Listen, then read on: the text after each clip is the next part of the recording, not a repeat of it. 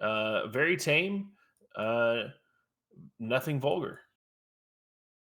What's up, response on players? We're back with another weekly podcast.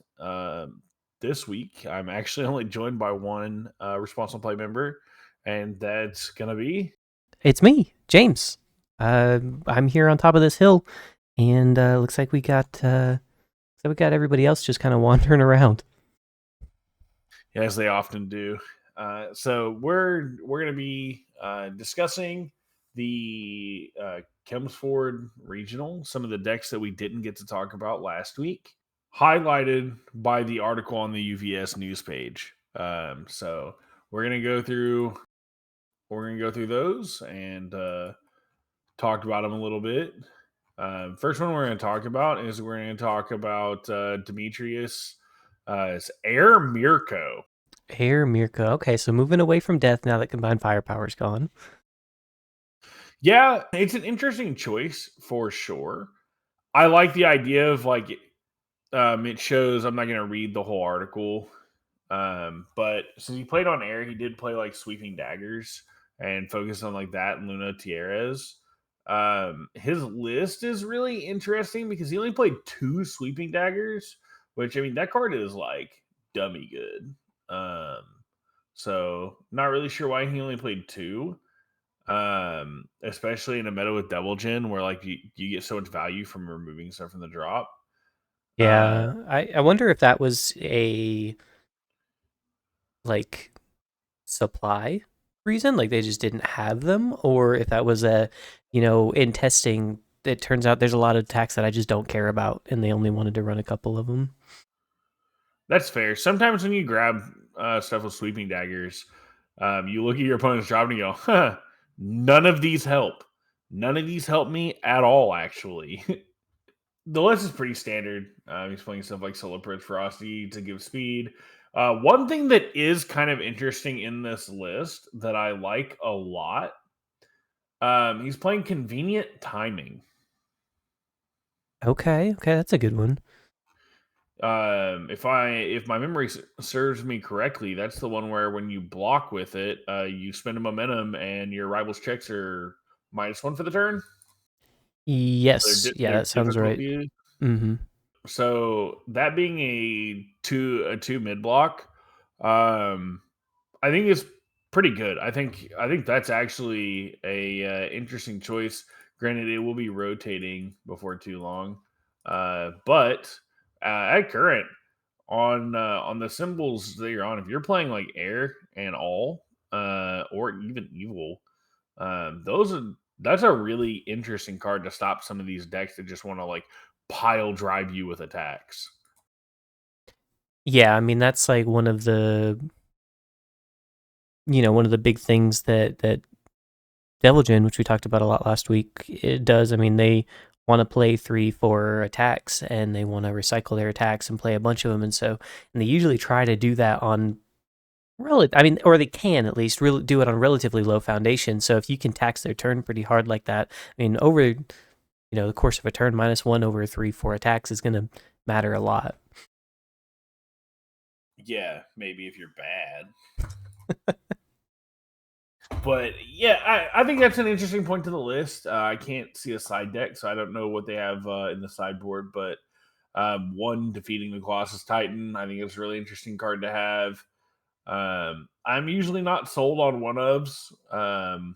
I usually try to if I'm putting it in my deck as an attack, I'm playing it at 2 maybe if it's like a tech card, unless I have some way to go and get it. Playing 3 Besiege, 3 Tattered Costume, which Tattered Costume is actually, I think, really cool in the format currently. Yeah, I mean, cancels are just always strong, right? Yeah, so like being able to go, you're actually not using a keyword.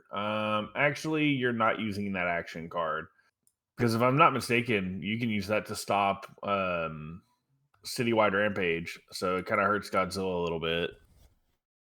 Yeah, if it just cancels actions, the ability on an action card. So I guess we had that we actually were talking earlier and we had this question. Our forms considered abilities? Because the City Rampage ability is a form. And so that's going to be, that specifically would be, because form is like a step almost, rather than, from what I understand it as an ability. So I don't know if that would be something that you could cancel with Tattered Cape or Tattered Well, Costume. so it's like when you play things as a form, you're playing them as a card type. Mm-hmm. I believe.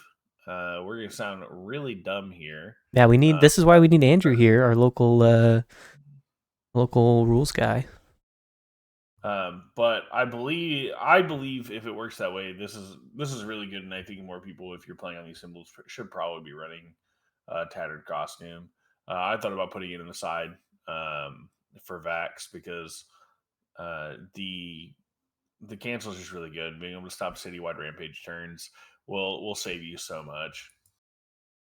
Yeah, I mean, there's a lot of decks that are focusing along that, especially going forward. Like we've seen, already seen some people testing with some of the new Attack on Titan Apocalypse stuff, and one of the first things that I saw was City Rampage, Annie, the new Annie who's running City Rampage and basically just doing Godzilla things on a 7-hander, and so being able to turn that off. I mean, Steph was, back at around Nat's time was talking about, yeah, everybody was playing Gwenma's Task, and turning off City Rampage is just like insane. Kind of just ruins the whole game plan. So yeah, there's definitely a lot of important things against. I mean, it's just any good action, right? You've got like Genkai's Guidance is a big one. Like making them blow up 3 and just saying no is like pretty strong.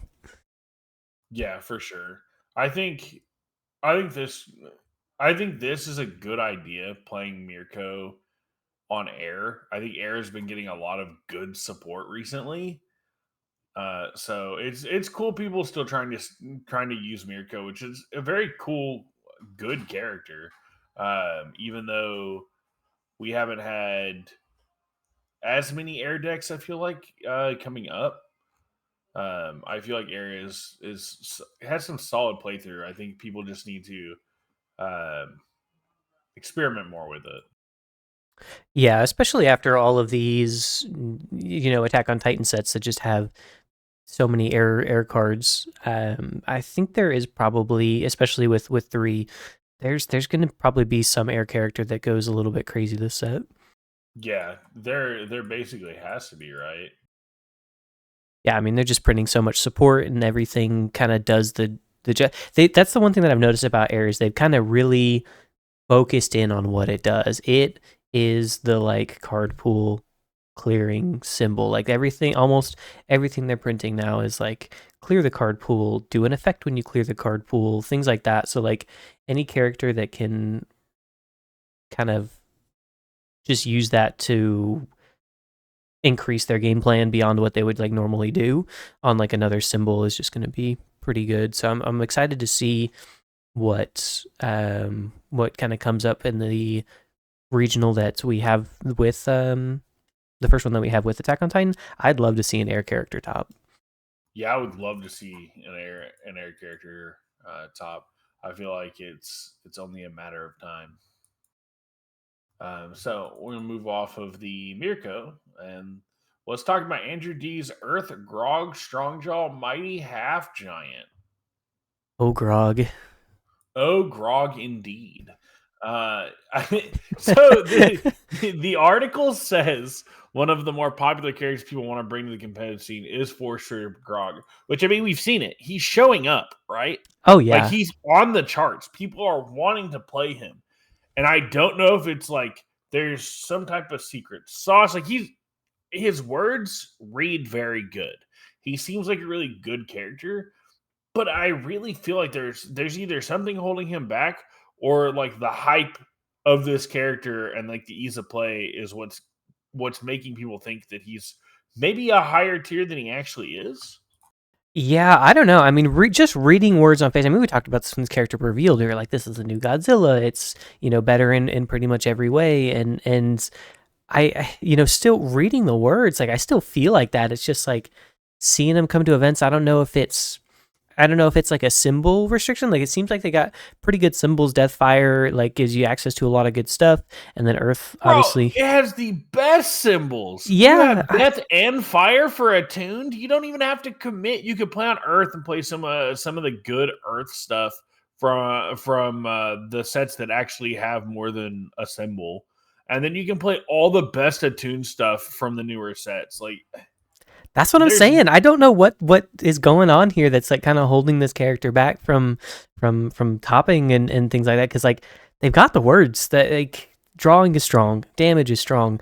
They are on symbols that either have block restrictions on fire or like if you can't if speed is the issue, like death, you got a lot of damage pumps, so you're like, well, I'll throw a couple, and when one of them gets through, you're dead. So I don't know what's going on here that it's just can't seem to convert.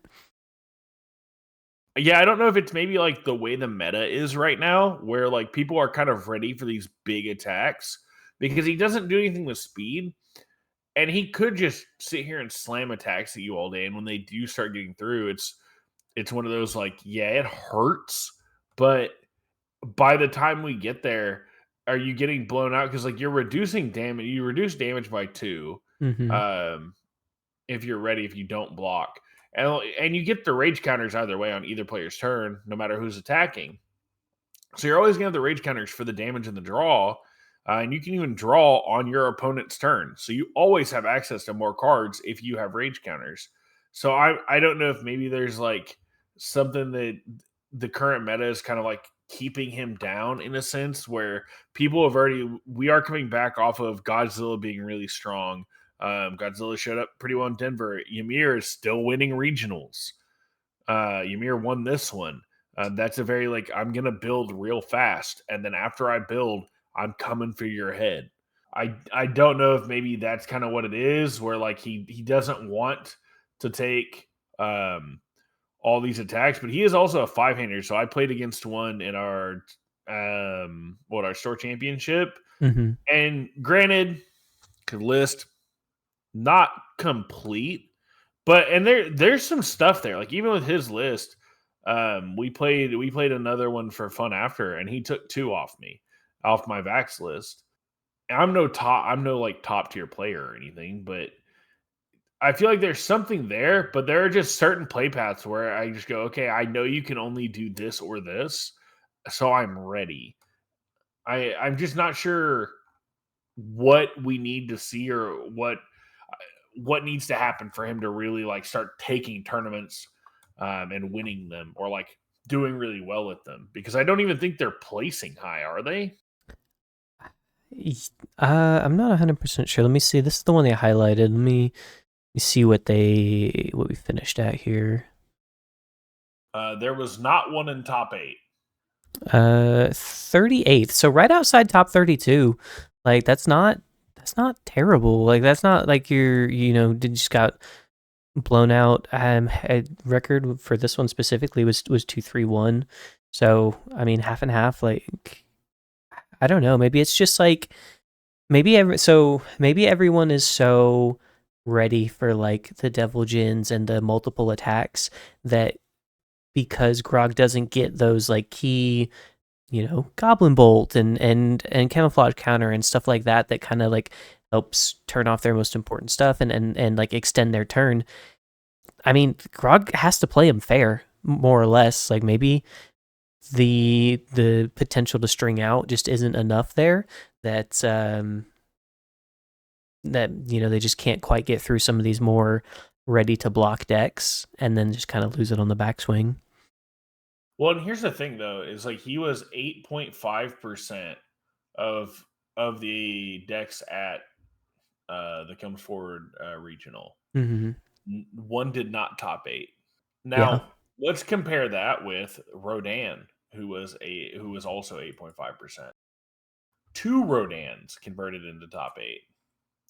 Now, they are very different styles of decks. Rodan actually gets to do a lot of removing and and checking, like doing like the checking your stuff and things. And maybe that's kind of what you need is a little bit more like setup stuff that lets you play more, or like I don't know, because like Rodan also doesn't have access to combined firepower anymore. Yeah. So I and Rodan is still topping. Like Rodan is a very good character. Being able to give and take speed is very massive. Also, being a seven-hander, seeing all the extra cards is also massive. Yeah. Yeah, I mean Rodan falls into that ready to block deck. Like it's, he's set up to block all of your stuff, and when you try to go a little too hard, have a decent backswing. So maybe that's the kind of style that these Grogs are not able to overcome yet, and maybe that's something that we need to see maybe in Apocalypse, either on I would say maybe Fire. I don't think Death really has much of it, too much of it either, unless you're like restricting yourself to certain symbols. But just some really like decent speed gain that would kind of fix the other half of his character, because like you said before, he doesn't do anything with speed, and I've always been of the opinion that speed kills. Damage gets you there, but speed kills. Yeah, absolutely. Because I mean, if you can, it doesn't matter if it's for a billion damage if it's two speed, right? Hmm. I don't know. Obviously there's something that has to do with it just keeping Grog down, because I don't believe he's not a fundamentally hard character to play. Like the game has difficulty overall, but his words are very easy to understand, and there's no like, well, I can set up or any trickery, and I think that might be where he kind of falls flat a little bit. Just kind of how like you sit down against a Grog and you know what they're going to do, kind of thing. So Yeah, it's kind of easy to plan for. yeah, I think that might end up being like the case or something. Because there's something that's keeping him down. He's showing up at tournaments like in the higher percentages, and it's just not converting. And I don't know if it's because we actually have some pretty strong seven handers right now. It's pretty crazy. We'll see how it continues to develop. I think it's a cool character. I hope somebody tops with it. Um, I'm glad to see that it's getting a lot of love for sure. Yeah, absolutely. I think the character is super cool. I It wasn't necessarily my particular play style, so I haven't tested with it much. If you have and you know why Grog is just not able to kind of take it home, let us know in the comments below for sure as well, because I'm super curious. I want to know people that have tested with the deck or against the deck, and kind of know what his weaknesses are. Let me know for sure, because I'm super curious. But yeah, I don't know. I think I would love to see it. I wonder if someone's cooking them up for Albuquerque. Oh, he'll definitely show up at Albuquerque. I think there's still got to be a handful of players that are still playing him. And then the last one up that we're going to talk about from that regional is we're going to talk about ENH's Order Krista Lens. So Krista's one of those characters where I think people have definitely looked at and been like, this character's pretty good. Yeah, I mean, we know this character's good. It won Nats and NA Nats and came second place in Worlds. This character is certified good. Certified good. Played to a winning showing by Travis TNT Tangeman himself. The very one. The very one. I'm just gonna take a second and say that that's awesome. I remember talking to him about the deck actually after he won Nats. So very nice. Hopefully we'll get to see what he cooks up for Albuquerque if he ends up going. I know he shows up to quite a bit of events, so can't wait to see what he's playing then. It's always interesting seeing what some of these players that top events regularly are playing. And I feel like Crystal Lens kind of came out of left field for me, at least. I know a couple of people were talking about like, oh well, you saw Krista here and here. I hadn't seen Krista, and that's maybe because our game is fairly small. Like if you don't pay a lot of attention to like other regionals or you're not constantly like trying to spectate webcam stuff or whatever. It's very easy to miss some of these characters. Oh yeah, for sure. I mean, we said that pretty clearly with the championship characters. You know, we they came out, we looked at them just kind of briefly, but none of our local group play tested them. And then we went to Denver, and we were like, wow, these characters are crazy. And so, Absolutely. yeah, there's definitely a lot to keep track of, especially as like new sets come out and new strategies develop. Like there's decks that show up that are doing things that, a month ago you weren't ready for. Yeah, I think Krista is still in a spot to be strong. I don't know if we'll continue seeing more of it. I'm kind of intrigued that it didn't end up doing a little bit better, but I think the meta has also shifted to a slightly more aggro meta, and maybe that's what's keeping it out. And more people, I think, are kind of prepared for the stun.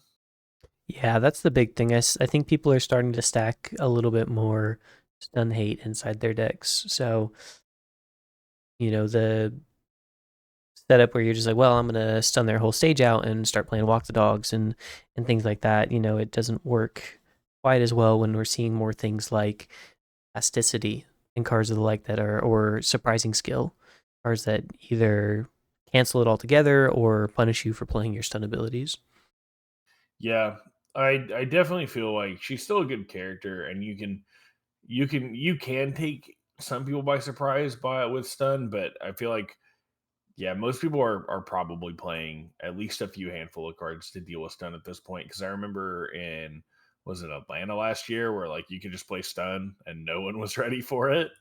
Yeah, yeah. I think around that time, like shortly after Atlanta, is when people started paying a little bit more attention to stun again because we had Paul Phoenix come out, which is probably except for maybe Krista, like the stun character, like the only thing like he's like, keyword gated, so like that hurts him a little bit. But like discard a card for stun too, that's like crazy.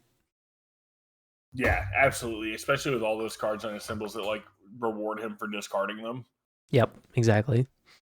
I I I could reasonably see more crystals in the future, but I also think that well, AOT Apocalypse is not legal for Albuquerque, so I feel like the meta is not solved, but I do feel like we kind of know where everybody is leaning currently. Like you're still always going to have outliers because people just like playing their favorite characters a lot of the time. I mean, I'm a victim of that one. I like just playing characters I like. They either like they have to do something cool or they have to be one of my favorite characters in whatever property. So that's I'm not usually one of the people that just goes yeah what's winning regional, yeah, I'll take something like that, I'll test it and play that. It's got to be a character I like, and it's got to do something I like. Yeah, that's fair. I'm a little bit of both. I obviously, if I like the character, that is all the better. I think the most important thing to me is more the abilities on the character. I could, if they have cool abilities that I enjoy playing with, I could not care about the character and that'd be okay. Um, and obviously, if they're good in meta, that's all the better. Yeah. Yeah, the last thing I want to say about this article before we move on to the next thing is I do want to say these characters are cool, and with things with AOT3 and stuff coming out soon, give us more outwits cards on Spike's symbols, please. Don't be cowards. Anyway, on to the next one. We're going to talk about some some store local championships. Now, James, Jake, hear me out. I'm listening. What if there was something pretty competitive that you could do at your local store? What would you think about that? I think that'd be pretty cool. It'd be pretty cool, especially if we had something that was like competitive, but more kind of just like a I don't know, like a training arc almost, like a little bit of a test tournament, you might say. A test tournament. Well, that is why they call these local championships, because they're getting you set up to lose at your first regional. That's completely out of pocket. The so for local championships, I mean, most of you know, I'm gonna pretty much gloss this article. We're using the article "Step into the Ring: Local Championships Return for Season 2." And we're just taking a quick look at it. We're gonna skim it, talk about the pricing, and I'm gonna try to behave. I don't believe that. So, what are local championships? Local championships are competitive events designed for players who want to level up their game. They're a key step to the path to worlds, awarding champion points. Champion points very important. The main reasons to compete are championship points, getting to test out against other players, hopefully trying to play as competitively as you are, and then cool pricing. Which I will say the pricing is sick. They're going to be using either standard or spotlight Attack on Titan for these championships. It's going to be up to your local LGS. So make sure to talk to them ahead of time. Tell them how excited you are about it, and hopefully you get to play the format that suits where you guys are playing at. So the pricing for the championship is participation.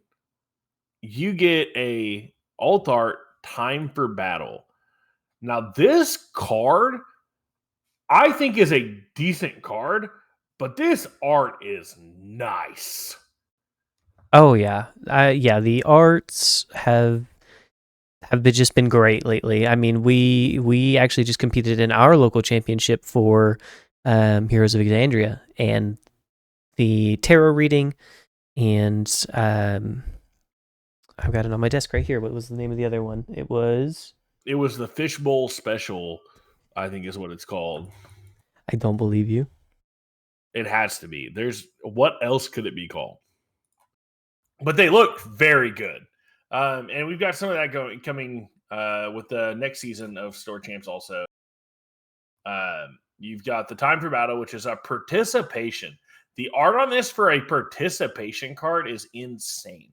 This year's participation promos are insanely good looking. The tarot reading, I had to have it just to put in my binder. Like that card is so good looking. Like getting these art treatments, if you're a fan of these IPs, they're good to just have even if you're not playing them. These are just really, really, really nice cards. And I know a lot of that is just me repeating the same thing over and over again, but I just can't understate how nice this is. I know playing a couple years back, or even just last year, I don't think the promos were this good. We had a couple okay promos come through the store, the reward store. We had a couple okay promos. And like if you went to regionals and stuff, the promos are always pretty decent or good at the regionals, but Mm-hmm. usually the store level stuff, I think is kind of meh most times. Yeah, I wonder if that's because, back when we were My Hero and things like that, we were getting like just like clips from the show, and now we're getting like art cards. Yeah, I don't know. Like it's really crazy because I've actually been extremely excited about a lot of these sets, and I don't like Attack on Titan. If you listen to the podcast or have for a while, you very familiar that I don't like Attack on Titan. But that has not stopped me from playing every errand they've released because I like the stuff that he does typically. He's become one of my like top 5 favorite characters in the card game, which is pretty cool because my brother likes to make fun of me very often because I said not going to touch any Attack on Titan cards that I don't have to have for a deck to compete because I don't like Attack on Titan and I will not be playing an Attack on Titan character. Well, psych, joke's on me.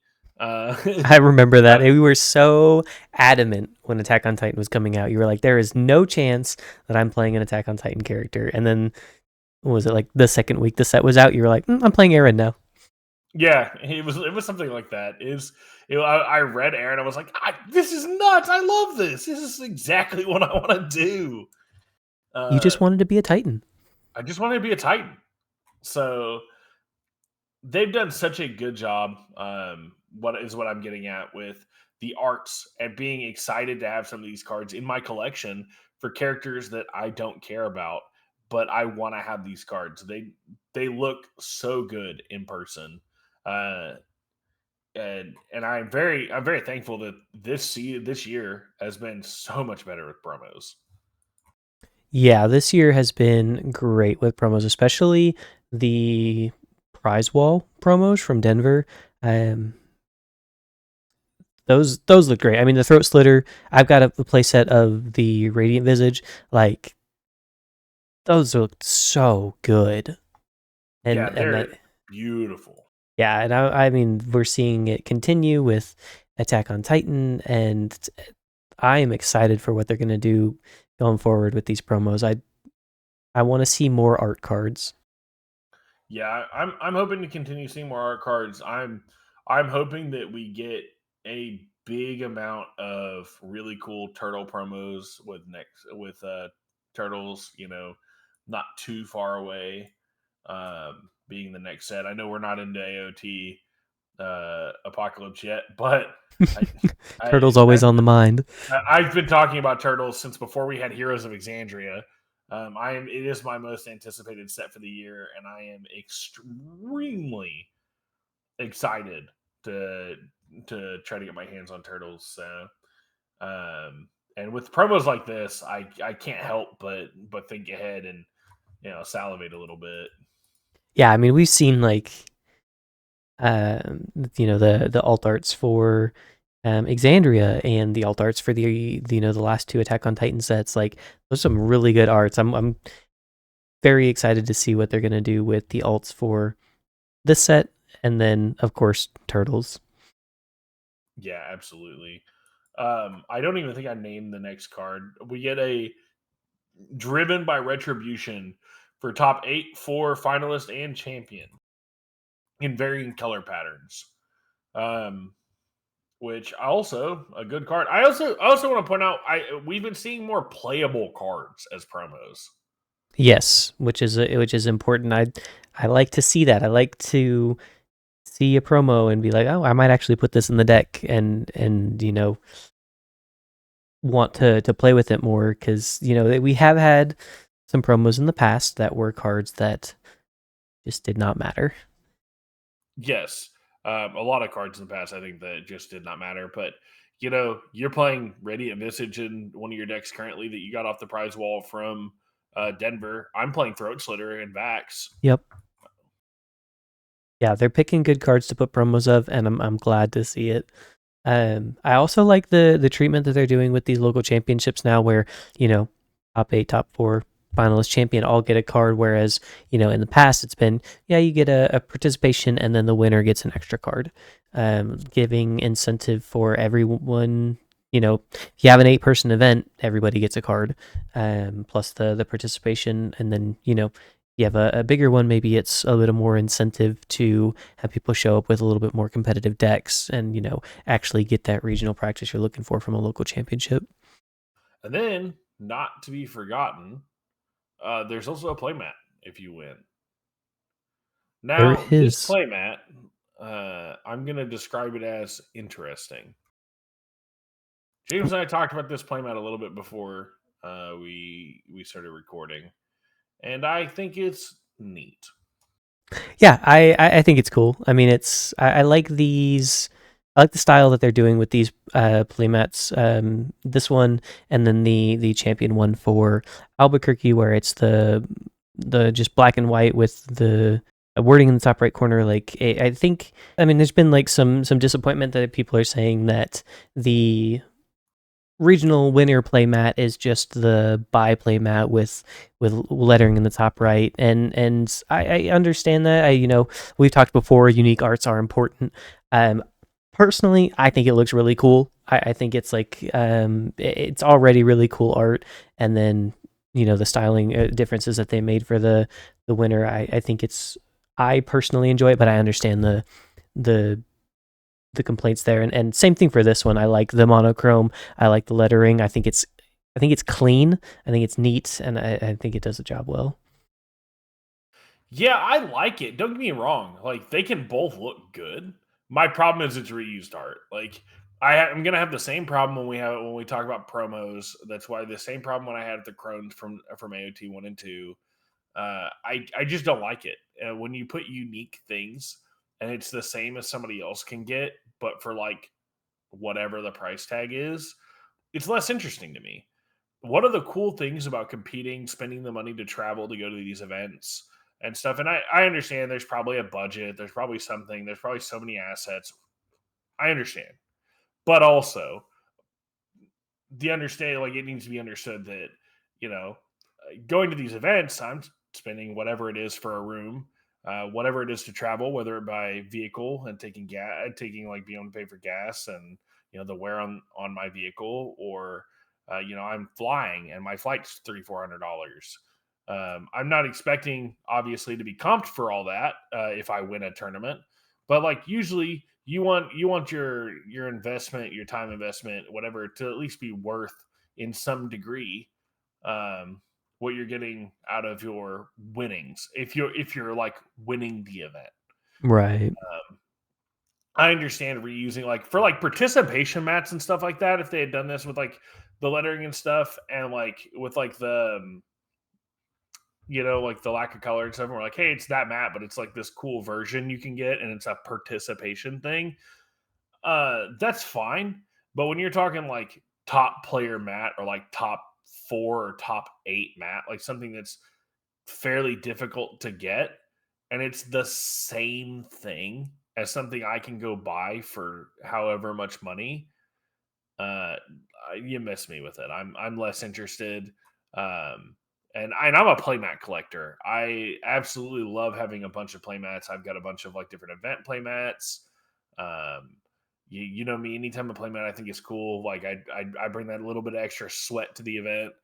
Like Yeah. uh, so, the mat, while being nice, is just a purchasable mat from your LGS, which you should definitely go do. If you like the art, go to your LGS, pick up that playmat. The playmats look good. They're doing great with the art on these playmats. That's not my complaint. My complaint is it doesn't feel as special as it should for winning a regional. Store champs, I feel like you can kind of get away with it a little bit more, but I still don't like it. Yeah. So here's my thing. I think they could do it, but it has to be super different. So the the regular playmat that we have is black and white, and then it's got red behind it. And the only difference for the champion mat is like it's just full black and white with the lettering in the top. What if we had, either way, one of them is black and white, and then the other one is like full color or something like that. Like it's starkly different. Like it's the same art, but it's fully different. So like say the regular one we get, it's got like colors and everything, and it's just like a normal regular playmat that you would see. And then the winter one is black and white, and it's got the lettering. Like, is that a big enough change, or is the art being the same still a problem? Because It's like this is a you were the only one that has this mat, and it's very different from the one you can buy. No, I still think the same art kind of stuff. Like you get at least further away, Mm-hmm. but it's still at the end of the day the same art. And I would like to see something more unique. I would like it to be truly special.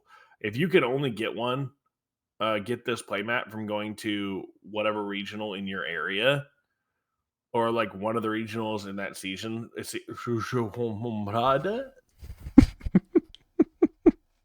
A nice one. If you can only get this mat from going to a regional and winning, and there are like 6 of these mats that exist, nah, I think Yeah. it needs to be very unique. Even if you're top 4, like I think as soon as you start getting mats beyond top 8, I think it matters less. But when you're in like top 8 where like they're talking about your deck and like you're in like the top cut breakdown and stuff like that, I think if you are making it to top cuts, the mat needs to be special. It should be a special mat. And you can and I will say within top cuts, you can do like this one says top 8. Like it can be the same mat. Like I'm not saying like top 1 and 2 need a different map than top 4, and top 4 needs one from different from top 8. I just mean like if you're top cutting, your map should be different than what I can buy at my LGS. Uh, and you can put top 4 on it. You can put top 8 on it. You can put top, you can put champion on it, You but it's basically still have you a top cuts mat that you can't get anywhere else that basically has your placing. exactly. So you're only going to have one that says champion. So they'll probably be like, if there's one in each region in each season, you would have like 3 that exist that are champion, but your top 8, you would have what, like 24 that exist. Well, it would be 12 because, Well, yeah, you don't count yeah. 1 and 2. Okay, whatever. The But math yeah, is. I'm not going to sit here and pretend I know how to count. you only have 10 fingers. I only have 10 fingers, and I'm not gonna sit here and look at my toes, and take my socks off to count. Okay, cut me some slack. But yeah, I don't know. I that's just my take, and it's always been my take, and I'm gonna continue to echo that take. I think if you're spending this time like perfecting your craft and getting really good and you're topping events, you should get some cool stuff that's very unique to show your achievement. Yeah, I don't disagree with that. I think if they have to reuse arts for whatever reason, I think there is a way to do it and make it feel special. But I agree. If we're able to, we should definitely have very different, like, I won this kind of mats. Yeah, for sure. But yeah, that's gonna wrap us up on the championship level stuff, the local championship level stuff. Um, Overall, uh, participation cards sick. The top 8 to champion cards sick, playable, playmat pretty cool. Very tame. Uh, Nothing vulgar. Anyway, now we're going to talk about the season 2 store scramble. Store scrambles, they're mainly just like have fun events. Really good for new players. You should scramble to your LGS and find out when they're hosting yours, and you should participate. Honestly, I think the more people, if you like playing and you have an LGS, showing up to your LGS is one of the best ways to keep the game going. So there's only one prize for showing up to a scramble. You get your participation promo, and then you have your victory promo, which they're the same card, but the victory promo says scramble and stuff behind it, which cool, that's fine. But the card is this is how it ends. This card is one pretty good.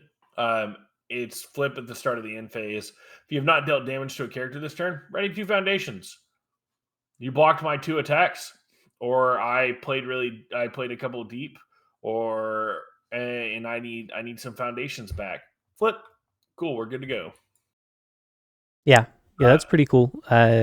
Air already has, especially in this set with like Falco, starting to get some stuff that has to do with like rewriting and things like that. So being able to say, hey, I went a little hard and didn't quite get there. I'm not quite as open as I looked.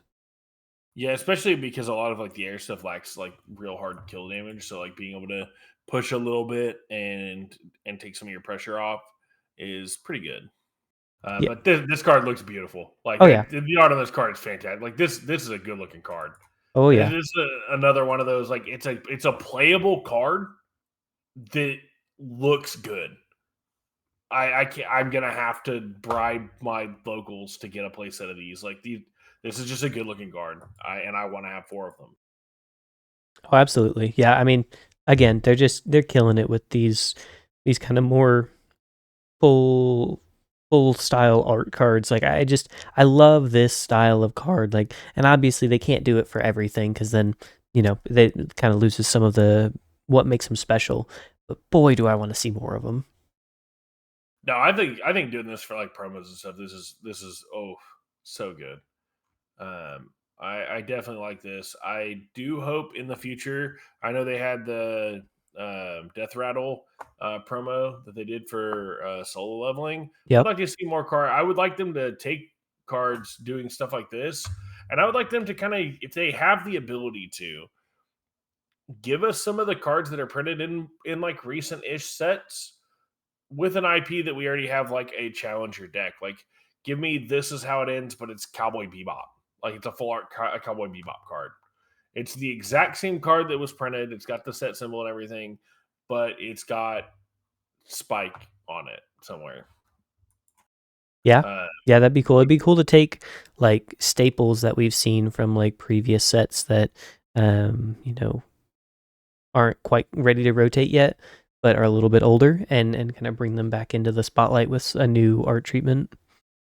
Yeah, exactly. And I think obviously we'll see how it goes, because we saw in Yu Yu Hakusho and stuff, and then bringing some cards back that were obviously rotated out.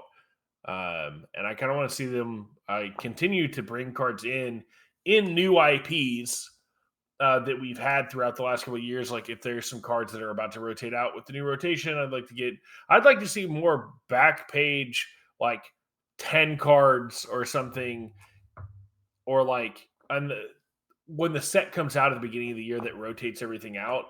The back page of that set, you've got, in the brand new set, you've got 10 cards that were gonna rotate out that now just got brand new, that are now good for 2 more years, that are certain staples or stuff that is, playable, that people aren't ready to let go of, or like you think fits the design that you've got going on forward. I'd like to see that. Yeah, I mean that's what they did with Girl Power, right? They printed a bunch of stuff from Heroes Clash that, and I mean even before that we got Instant Shining Flash and stuff like that that's got new art treatments and got brought into the new era as that stuff was kind of rotating out. Yeah, which I want to see them do more of. I would actually like to see it done at like the beginning of the year and like the end of the year, in like two different sets that are like two different IPs, and then maybe like a couple of promos.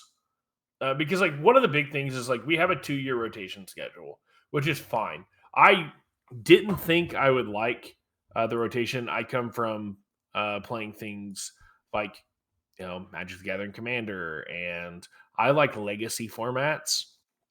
And I understand retro's a thing, but retro's not as big as standard is. And to be completely honest, it's not it's not a main event at any of these events. Like, it's always like a side event or something like that. So I would like to be able to use, if I don't have time for my side events, I'm gonna play in the main event. I'd like to be able to continue using stuff that I already have and have acquired in the last couple of years playing. I would like to continue using, like, when we get the promo for Hacker Extraordinaire. I still don't have the Cowboy Bebop ones, but I want them really bad, because Cowboy Bebop's one of my favorite IPs. So I want more of that through some of these promos. Like, these full arts are beautiful. They're not. I'm not going to be mad if we keep getting gorgeous cards, but I think they could use some of these promos to bring cards back that are already used. And I don't know if that's a slippery slope, because people don't like mechanically unique promos, but you can always go get the older versions, and maybe they reprint a card that has like three former promo versions, so you get to use cool shiny old versions. Um, I don't know. I go back and forth with it, but I would really like to see more back page retro reprints, if you will, of bringing some of these cards back. And it's not as big a deal as we just got out of My Hero. Like, we're about to be, next year rotates all the way up to Jetburn. Like Jetburn rotates out next year, I think. I believe it's going to be. Is it everything up before Yu Yu Hakusho? I think it's everything up before Yu Yu Hakusho. Because Yu Yu Hakusho was last year, Mm-hmm. and it was the beginning set of last year. So that means when we get Godzilla in quarter one of next year, we Mm-hmm. rotate all the way up to Yu Yu Hakusho, which means all of our My Hero stuff is gone, Yeah, except for Girl Power. Yeah, except that's for Girl Power. that's gonna be some staples. And that's the thing too, is like you have all these people that like you care about a certain IP, right? Like you like Attack on Titan, I don't. Well, if you had a back page of each of these sets where you reprinted 4 to 6 cards in each set, or like 10, however many you thought needed to be done, or like, you're like, okay, well, we don't want to bring some of these old cards back yet. Here's one card in a promo for the season or something like that that allows me to continue playing with some of the IPs I like, which is another reason why I propose you take stuff like this where this is how it ends is in the set. What if you did a Cowboy Bebop treatment of this, which I'm sure licenses and stuff are finicky, and it would probably have to be like, okay, well, we printed this card, and now here's a version of a challenger deck from like an IP we got a challenger deck a couple months ago or whatever. But surely it's less of an issue to bring back a card or two up to 10 in a new IP to allow us to continue using old IP stuff. Yeah, I can see that. I don't know that we'll end up getting something like that too often because if we just reprint all of the staples so we can keep playing with them, like there's really no point in rotation. So I don't know how much of that we'll get unless we just get like retro cards, like before My Hero that they're reprinting. Um, So here's the thing: is I don't even just mean staples, right? I'm not saying take your 10 most played cards and keep them around. I'm saying you pull in cards that are unique, interesting, or have seen play, or fit a style of something you're developing currently to keep some of these cards in. Like there is room for some of these cards to stay in rotation, I believe. That are like it doesn't necessarily have to be like answers to stuff or whatever. Like obviously we don't want unplayable reprints, but right. if they're going to rotate out and you want them around for 2 more years, and I'm not even saying like you do this to keep them in all the time. If you have your back page of reprints for the year is like 15 cards wide, you pick 15 cards for the year that get to come back or get to stay out of the last several years of the game. I think that's probably fine. Um, or I think that if you took like, I don't know, if you did some promos or something or whatever it is to like bring some cards back, and depending on how many, like there's an approach depending on how many you're wanting to bring back. I don't think there's anything wrong with bringing playable cards back. Um, or like things that are Yeah. like fringe playable so that people can play with them, or like stuff that like is core to how certain symbols play, like that they're going to keep getting stuff like that anyway, instead of reprinting or making a new one. Give us an old piece to play around with a new IP on it. Core to the symbols. So, okay, look, I see where this is going. If you want them to bring back Indiscriminate Shock 1.5, just ask. I didn't think we were going to go there, and I'm going to continue not going there. I'm just saying, as far as this tangent goes, talking about the Scramble promos, uh, this has become a bigger talk about retro reprints than I expected it to be. But I'm glad we're here because this is one of my like biggest things. Is I want to see more cards in multiple IPs so that I can play with the version I like. Yeah, And, I think that's and a I cool think idea. I agree with you there. I think even if it's just reprinting standard stuff like they did with Death Rattle, like I think it'd be cool to get similar or basically reprints of cards that we have under different IPs. So that way you can be like, oh, I don't really care about AOT, but I love solo leveling, and so you can play that card and like have an art that you like. Yeah, and you could even do that within like rotation to keep it around for like a year. So like a Mm-hmm. year, a card comes out in the first year of a rotation, and you reprint it in the second year, and then it's only around for an extra year. So like it's not even there for an entire another two years of rotation. Uh, Right. I feel like there's multiple paths you could take, and I think that there are multiple things you could do. But like one of the big drawing points, one of the big like wow factors of the game, or like interesting things for people getting in, is when they get cards of things they like. So like there's a bunch of IPs we've already discussed multiple times this episode. There are things I like and things I don't like. There are, and I just care more about the game overall. But if I buy into a game and I'm really fond of XIP, and I know that, a handful of my cards and maybe my character or something I like is getting reprinted in a new way, and I'm allowed to play that character. Or I think characters are really like a really touchy subject. I Yeah. don't know the best way about reprinting characters. Because like if you reprint Yusuke in 3 years, but you don't reprint anything that says spirit in it, he's a useless character. Yeah. Yeah, they'd have to be careful with characters, especially with powerful, especially if we look at powerful characters. Like, I mean, a lot of the times, I don't know, a lot of times when characters rotate, I feel like it's a good thing. I feel like that's the way that you can shake up, like not necessarily just a meta, but just like the freshness of the game is rotating the characters because regardless of the cards that people are or that characters have available to them, barring certain cases, if a character is like good on face, they'll be able to be good in most of like what cards they have available to them as long as they're like playable. But if you know, rotate out these characters that do a certain archetype of thing, and now we're printing characters that do something totally different, it's going to feel like a fresh kind of step forward for the game. Yeah, that's true. I like that. That's why I said it's like I think characters are kind of like tentative at best. Which I mean, the character aspect might be a reason. Like, hey, you should look at playing retro. And if we could grow the game to a point where both formats are viable to be, big events, it'd be nice.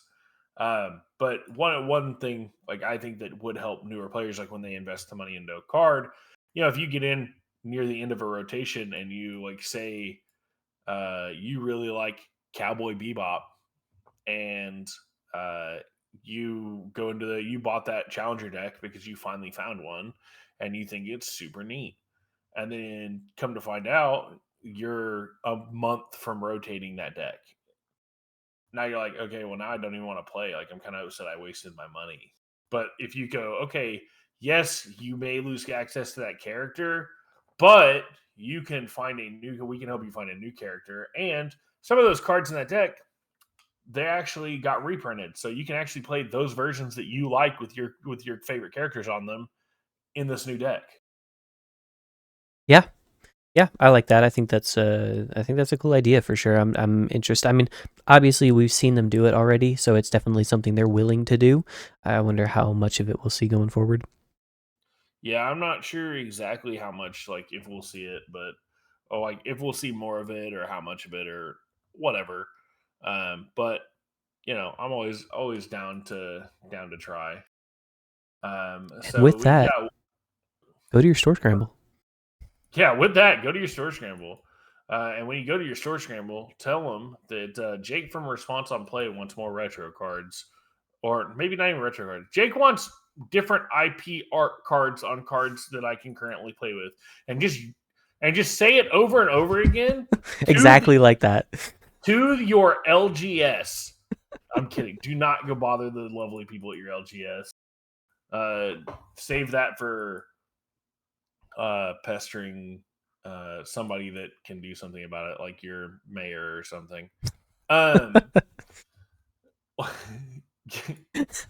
You're dumb. so Anyway, So we're gonna move on to our last topic, probably for the podcast. We're actually gonna talk about the article for enhancing Universus regional prizing.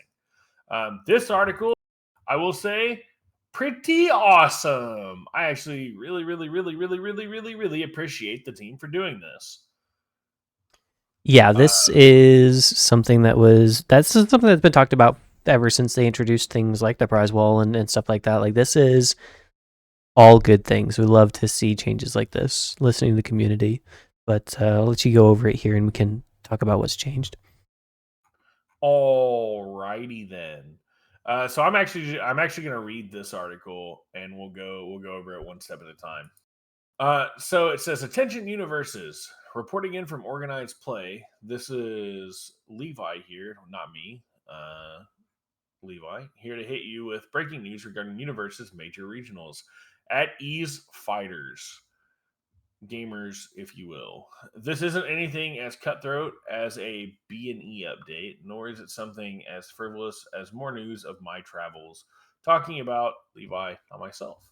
Today, I'm here to sit down and chit chat about something that's been on all our competitive and casual players' minds alike this year: prizing.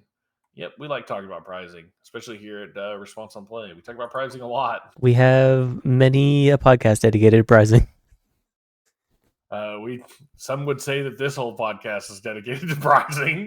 Some might say, probably everyone watching this video, but For those of you that attended any national event as well as the World's Festival from our previous OP cycle, you're more than a little familiar with some of the organized play pricing revamps that Josh and I, Levi, have set out to implement as the new OP team.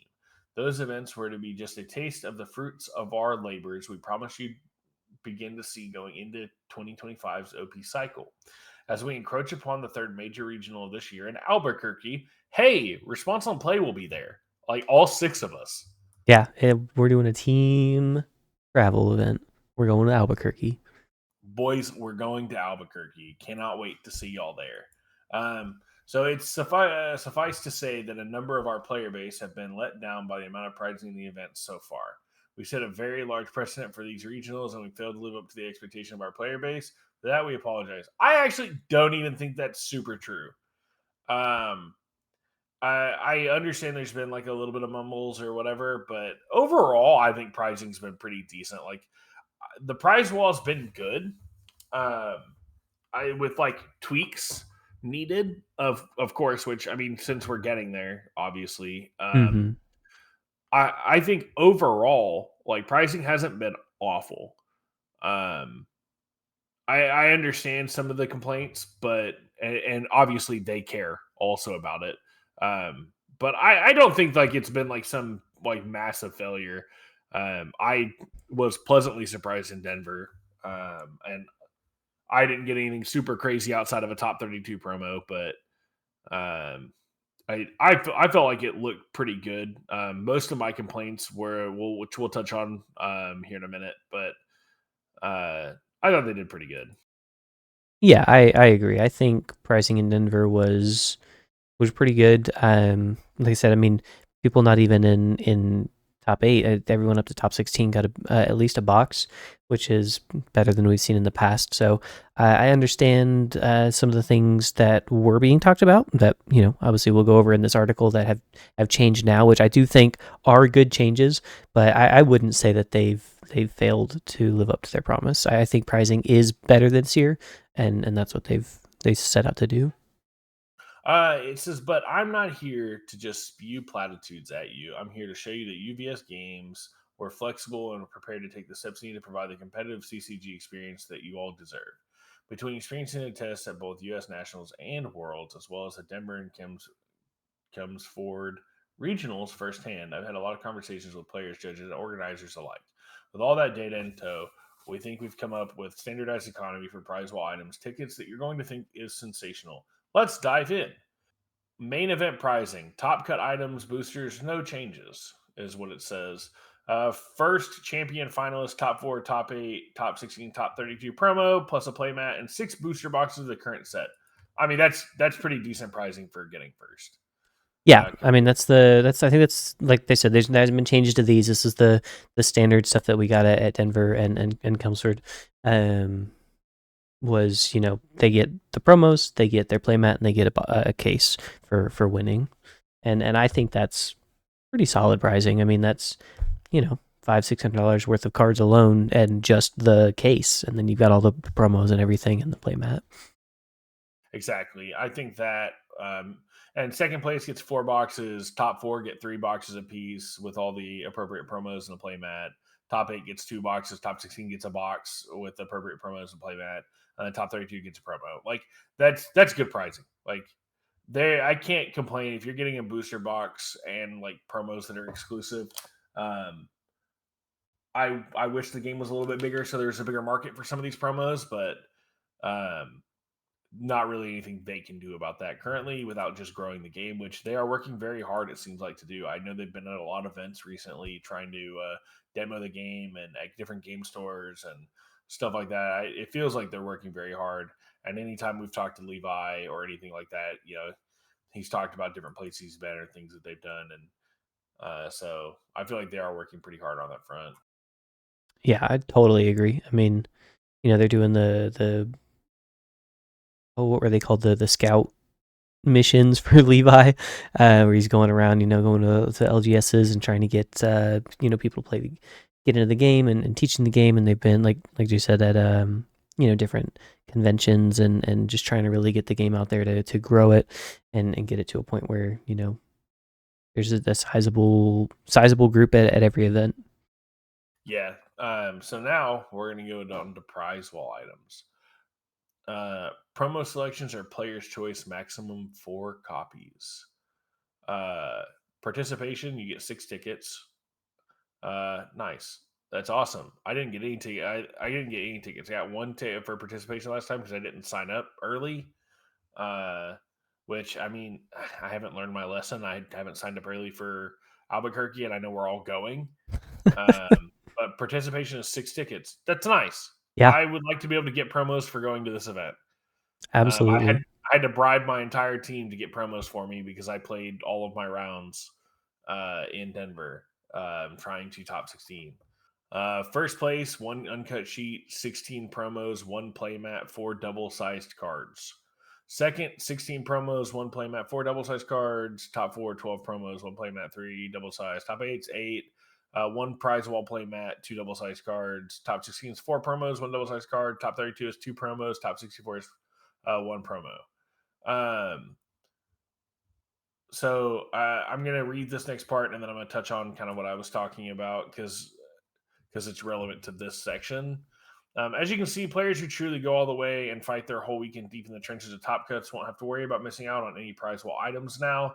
Finalists will walk away with the ability to choose full playsets of the 4 new prize wall promo cards in each promo rotation or older event promos while supplies last.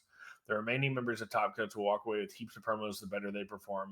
Even players who don't advance to day 2 will get a nice head start on their side event grind when they do show up to the next day.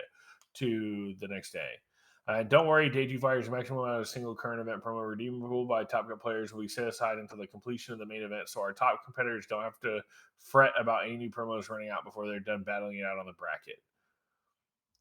So this is one thing we actually talked about quite a bit while we were in Denver. Everybody got to start playing side events, and I had to play until the very last round. That means day 1, I got no event tickets. I got 0. And I had to sit there and look at everybody else getting promos. And then they're like, yeah, you have to go grind side events. And I'm like, but I've played all day. Mm-hmm. And like, I got top 32. And under this new structure, I would have at least gotten 2 promos. Yeah. Which this is very nice. This is fantastic because this is a good add-on with the stuff that everyone has access to, going to the people that have to spend all weekend playing. Yeah, yeah. I mean, that's the biggest thing is like they're setting aside everything for like the top cuts. Like they have if everybody basically they have all the prizing set aside, so it's not gonna run out. First place gets a full play set of every promo. Like it's and then it goes down from there on placings, and all the way up to even top 64. Like top 64 gets the 6 participation tickets and a prize wall promo. Like I didn't get in. I don't remember anybody that got top 64 getting anything from the Denver regional. They didn't play side events, and so I think this is huge. Being able to not have to worry about if you don't do super well in the first few rounds, you can still play out your day, and as long as you do decently well throughout the rest of it, like you'll get something for going, which is huge. And then, like they said in the article, it kind of just gets you a head start on the grind for side events later because you don't. That's one less promo you have to grind for. Yeah, I think that's a big, massive thing. Like, I don't feel like this is. There's no way this could be bad, right? This No, is great. absolutely not. I mean, think about it in your case, like for top 32, you after we did all side events and everything. At the end of day one, or no, maybe it was day one. I think at the end of day one, I had my playset of Radiant Visage after grinding out side events, and you had just finished playing, and now, and like by the end of day two, you had two of your throat sliters that you wanted. In this case, if you everything happens exactly the same, you'd have a full playset because you'd get two for top 32. Exactly, and that's my big thing is like this is exactly the change we needed. It does not feel good to have to play all day and get none of the cool promos that everyone else is getting. And I feel even worse for Top Cut because that means they have to play both days and they don't get to play side events at all until they lose out of Top Cuts. So you either have to get somebody else to do like grinding for you or something, and that kind of takes a little bit of the fun out of it. If you're going to these and you're doing well, I think participation promos, there's nothing wrong with that. I don't think it's a bad thing to throw into the people that are winning. Like getting first and now getting all the stuff that is pretty worth it for getting first, and then also getting a guaranteed uncut sheet. I think I don't really particularly care that much about uncut sheets. I know people seem to like them a lot. Um, and then you getting like your 16 promos and a playmat of your choice of like the event playmats. Um, I think this is fantastic. I want to give UVS big ups on this. Thank you so much for listening to some of the minor complaints. Yeah, I think this is a huge plus. I mean, you go to an event now, you win, and you get everything that's there. Like you don't miss out on any of the prize walls or anything like that. You don't have to go grind side events after you just won your event to get your promos. Like you get it all. Like I don't know really what there is now that more that people would want. I think this is like a great pricing structure. I think you're valued for going to an event and doing well. I think this is amazing, and I definitely want to give props to UVS for this. Yeah, absolutely. And I'm just gonna hit the next one real quick. Side event payout. Participation is now 3 tickets with a per round win at 2 tickets. So if you go 3-0 in a side event, you'll now be able to get a full play set of a promo with an extra ticket. Um, so that is incredibly good. I think some of the cost to ticket ratio was a little out of balance, in my opinion, in Denver, especially.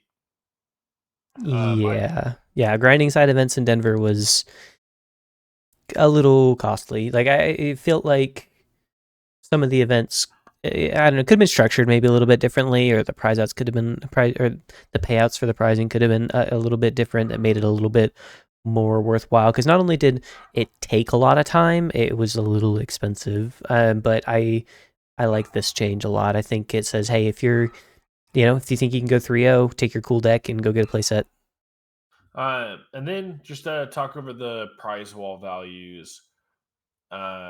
So speed damage dice, 1 ticket, symbol event pin, 1 ticket, current old event promo, 2 tickets, double size cards, 2 tickets, playmat, 6 tickets, and uncut sheet, 30 tickets. So just to sum this up, it says with all the juice, you might be thinking that prize items are about to get a lot more expensive. Not at all. No shameless haggling here. In fact, quite the opposite. The only changes here will be playmats increasing from 4 tickets to 6, and pins coming down to 1 ticket from 2. With the new buffs to ticket payouts, we want players to be racking up promos and chasing in kit sheets realistically, but snagging 2 playmats off 3-0ing a single side event is a little too good of a deal, which I actually agree. I think if you 3-0 one side event, you shouldn't be able to just go pick up 2 playmats. Oh yeah, no, Uh, for sure. but it says, and with promos being the premier 2 ticket option now, bringing pins down to 1 is a great way to top off those odd number ticket hauls and make collecting a set on top of promos a lot easier. And that's all the changes. This revamp will be implemented in the Universus Regionals going forward, starting with Albuquerque. Let's go! Once again, response on play will be there, all 6 of us. Yeah, it's going to be great. I'm excited. We hope you look forward to this new system and what it brings to the cycle of organized play, and of course, racking up a ton of new Attack on Titan and Critical Role promos at the event. Um, Speaking of Albuquerque's regional, though, there's one more thing.